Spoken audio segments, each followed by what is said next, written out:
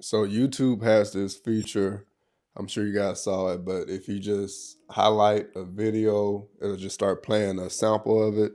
And if you actually click on it, it'll resume it, but of course you'll get these advertisements. So you can do the same thing on SmartTube, and I'm gonna show you how. So it'll make SmartTube a little bit more enjoyable.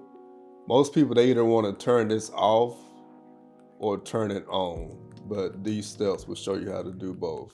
And if you want to know how to password protect your YouTube account on SmartTube, let me know, and I'll show you how to do that as well in a separate video.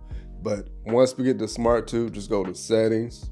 Now from settings, go over to user interface.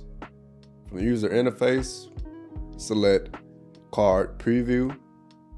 And from here, there's two options. So it's video without sound, and video with sound. So it's self-explanatory, I don't have to explain it.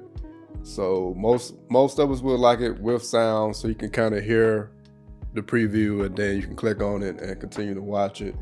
So once you have that option checked, just back out.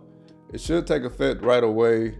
I don't think you have to exit the app and reopen it for it to take effect, but I could be wrong, but let's see. And there we go.